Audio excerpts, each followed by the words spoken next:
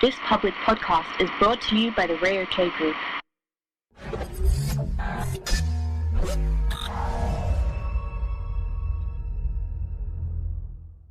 Slip, slop, slap, seek and slide. Have fun outside, but don't get fried. Slip on a shirt, slop on sunscreen, slap on a hat, seek shade, slide on sun. Slip, Slop, Slap, one of the most successful Australian sun safety campaigns in pushing forward the significance of taking care of one's skin from the sun.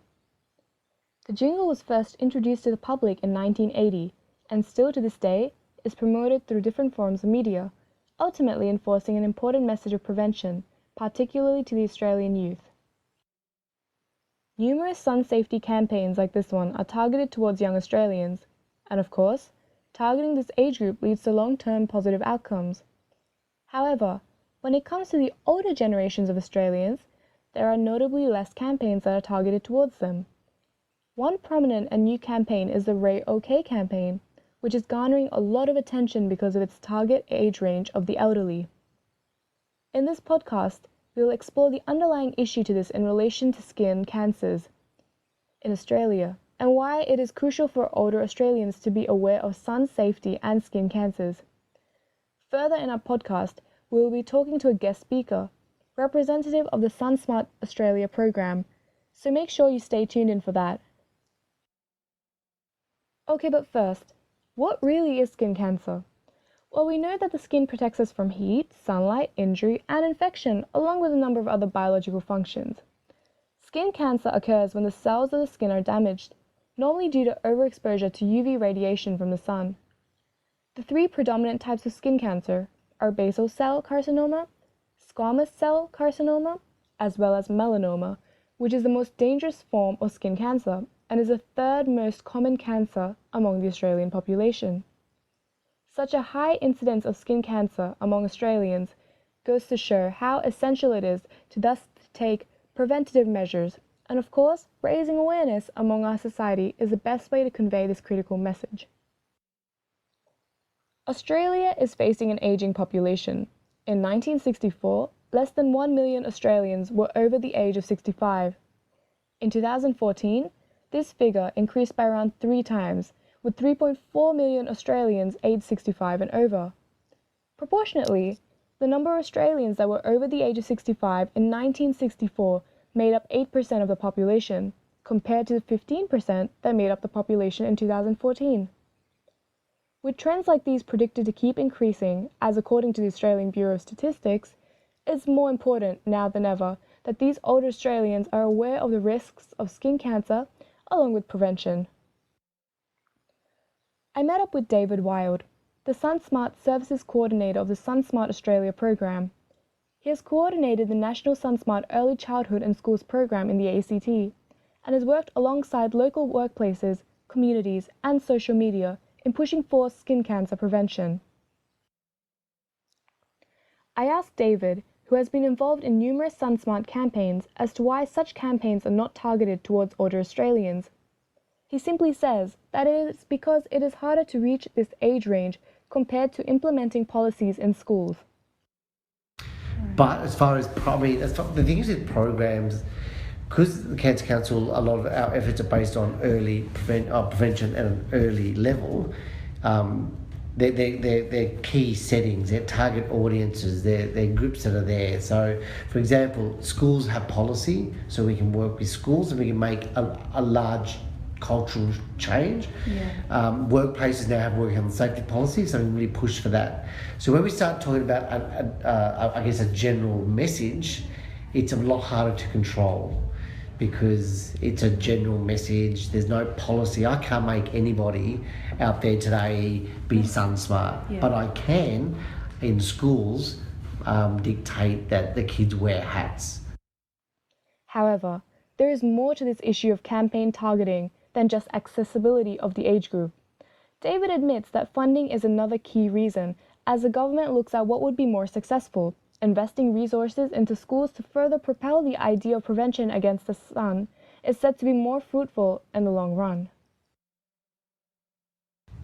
Thing is, with any health, I guess if we look at public health, there's a whole array of tools we use to capture a population. So one of those is obviously campaigning at a larger level, like an overall campaign, but that costs a lot of money. And unless you've got an investment from the government who will say we'll invest and support you for the next 10 years or 5 years or 20 years, it's really hard to get traction, because it's all about health. Public health messages are all about ongoing messages to change the psyche of a country. When asked in regards to Australia's ageing population, David states the alarming fact of skin cancer in Australia. Yes, skin cancer, melanoma rates continue to go up because we have an ageing population. Which makes sense, as melanoma rates increase in incidence with age. Just as it was mentioned earlier in this podcast, raising awareness of skin cancers among the elderly is thus more crucial now than it ever has been. However, David points out that for the older age group, rather than prevention, detection becomes the most critical aspect of being sun-safe and skin-conscious. So, I mean, I talk to old men's groups and that about early detection. I'm going to a group next month, a men's shed, and it's men in their 70s, just to remind them to be aware of changes and to talk to their doctor. So whilst I wouldn't be there pushing so much for them to be putting sunscreen on and to be sun smart, it's important, and they should be. The focus would be more about, changes to your skin and to talk and I guess to see a GP earlier. Yeah. So our message would be, so if I'm talking to a workplace, what I would say, once you hit about 40, we start seeing more people, more non-melanoma skin cancers occur. So certainly age of 40 onwards, we're looking at sores that are changing shape, size, colour. So it might be a sore that's bleeding on your ear, your nose, exposed areas. Whereas melanoma can occur in younger people, but as I said, the majority occur in older people. Ultimately, David concludes his interview with us with one final message. Am I too old to be sun smart? No, you're 40, 50, 60. You should still wear a hat and protect your skin, but you should also be more aware of early detection. And indeed, it is never too late to protect one's skin and to be aware of the risks of the sun. In 2013, the Australian Institute for Health and Welfare found that despite how dangerous skin cancer is, if detected early on, the survival rate of 5 years is 90% for those diagnosed, which is fairly high compared to other types of cancers such as ovarian and lung cancers. As we explored in this podcast, there is a lack in campaigns aimed at older Australians when it comes to skin cancers, even though there are numerous benefits of raising awareness. This is why the Ray OK campaign by the Ray OK Group was established as the first official public campaign aimed at all older Australians.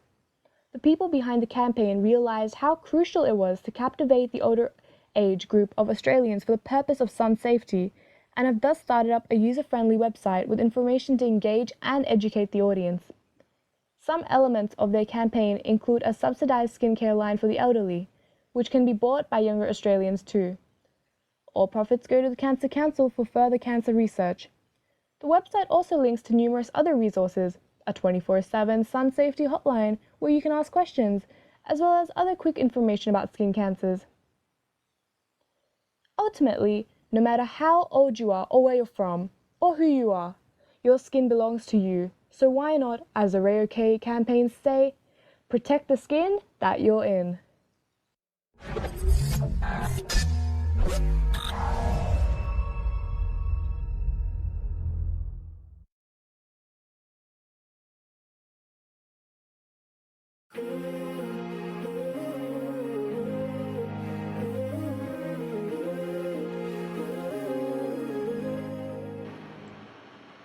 Thank you for listening to this podcast. If you had any questions or queries, please don't hesitate to call us on 123-456-7890, or you can check out our website at rayokcampaign.wixsite.com/rayok.